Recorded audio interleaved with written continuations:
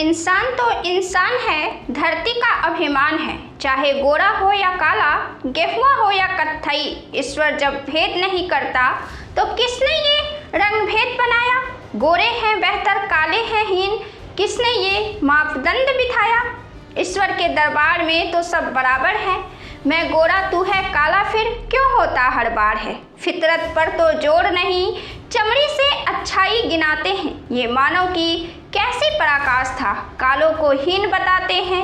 ये धरती है सबकी, सबका है बराबर हक, जितनी गोरों की उतनी कालों की नहीं है कोई शक। फिर क्यों ये हर बार कत्लेआम है, इंसानियत की रूह छलनी सरेआम है।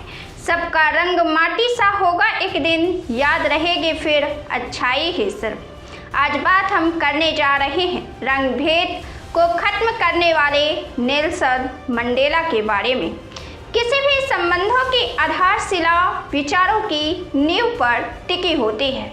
दुनिया के सबसे महान हस्ती अगर सबसे पहले कोई संदेश देते हैं तो वह है नैतिकता, नैतिक शक्ति और नैतिक आस्था।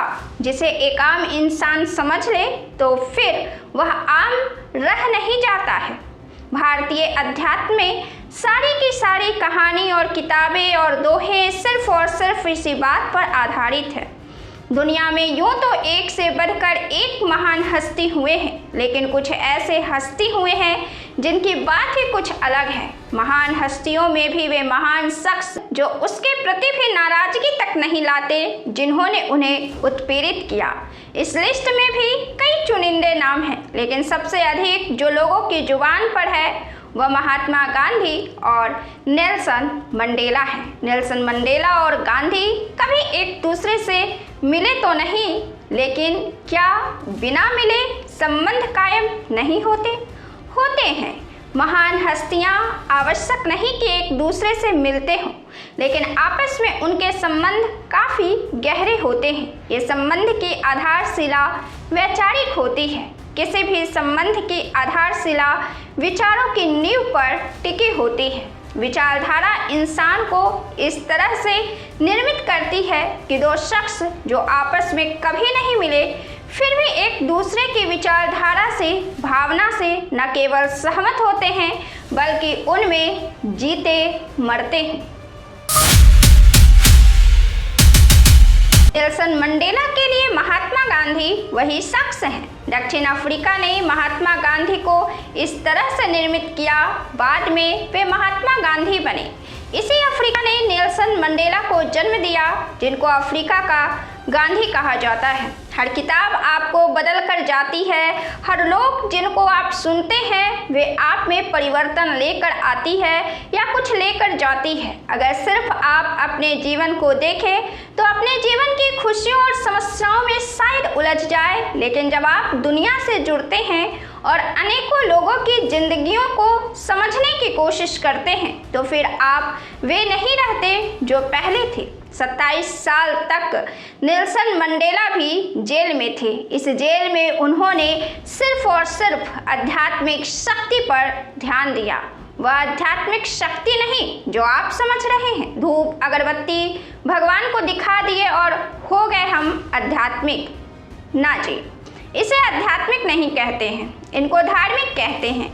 नेल्सन मंडेला जेल के दौरान अध्ययन किए थे, स्वाध्याय किए थे, चिंतन किए थे, ध्यान किए थे, आत्मविश्लेषण, आत्ममंथन किए थे।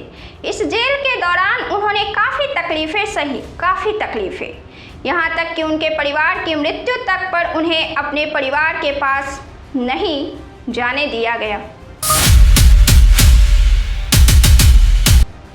जहाँ कायरता और हिंसा के बीच चुनाव करना हो तो वे हिंसा का चुनाव करने की सलाह देंगे। नेल्सन मंडेला गांधी जी से काफ़ी गहरे रूप से जुड़े हुए थे। भारत से उनका लगाव था। उनका मानना था कि संघर्षों से भरी दुनिया में गांधी जी का शांति और अहिंसा का संदेश 21वीं सदी में मानव के अस्तित्व को बचाए रखने की कुंजी है। मंडेला गांधी जी से क्षमा और करुणा जैसे मूलभूत गुणों को अपने जीवन में जगह दी थी। गांधी जी को मंडेला अपना गुरु माना करते थे।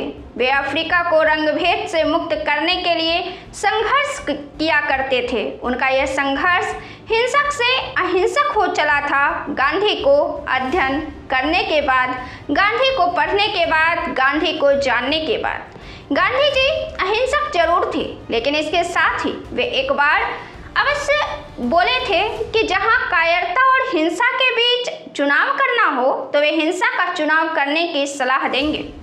हालांकि जहां एक तरफ गांधी जी की छवि अहिंसक के तौर पर है, तो वहीं नेल्सन मंडेला की छवि अहिंसा के प्रतीक से अधिक एकता के प्रतीक के रूप में है। इसी एकता के लिए उन्होंने 27 साल जेल में बिताए। इसी एकता के लिए उन्होंने कठोर से कठोर संघर्ष किया। निष्क्रिय प्रतिरोध से सशस्त्र प्रतिरोध की ओर कदम मंडेला ने कॉलेज में गांधी जी के अहिंसक प्रतिरोध के तरीकों का अध्ययन किया और एक अहिंसक छात्र विरोधी आंदोलन में भाग लेने के कारण उन्हें कॉलेज से निष्कासित कर दिया गया था, जिससे संभवतः वे अहिंसा की प्रभावशीलता से निराश हो गए थे। 1961 में शार्पविले नरसंहार के बाद क्यूबा के फिडेल कास्ट्रो से प्रेरित होकर मंडेला ने अफ्रीकी राष्ट्रीय कांग्रेस की सैन्य शाखा उमखोटो वेसिजवे की स्थापना की थी। उनका मानना था कि जब रंगभेद सरकार बल और हिंसा से जवाब दे रही हो तो अहिंसक रहना संभव नहीं था, खासकर जब उनके शब्दों में सरकार ने हमें कोई और विकल्प नहीं छोड़ा था। यहीं से उनका निष्क्रिय प्रतिरोध से सशस्त्र प्रतिरोध की तरफ कदम बढ़ चला। गांधी जी के दर्शन और दृष्टिकोण ने मंडेला पर अमिट छाप छोड़ा था और दक्षिण अफ्रीका में उनकी सामाजिक राजनीतिक यात्रा को आकार दिया था। दोनों वकील थे जिन्होंने जोहान्सबर्ग की ओल्ड फोर्ट जेल में सजा काटी। गांधी जी इस जेल में साल 1906 में और मंडेला 1962 में सजा काटे थे। कहा जाता है कि रॉबिन द्वीप की जेल में मंडेला के 27 वर्षों के कारावास के दौरान वहां जो कमरा था गांधी जी की पुस्तकों और अन्य क्लासिक ग्रंथों से भरा हुआ था। उन्होंने ध्यान और चिंतन में समय बिताया और इसी दौरान उनके मन से कड़वाहट दूर हुई।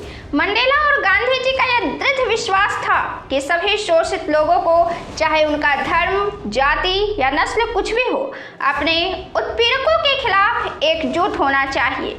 समय के साथ मंडेला का दृष्टिकोण औपनिवेशिक रंगभेद शासकों को उखाड़ फेंकने के लिए सशस्त्र और बल प्रयोग के पक्षधर होने से बदलकर अहिंसक हो गया, क्योंकि उन्होंने अहिंसा की शक्ति और हिंसा की निरर्थकता को समझ लिया था, जो भौतिक, सांस्कृतिक और आध्यात्मिक रूप से सभी को दरिद्र कर देगी।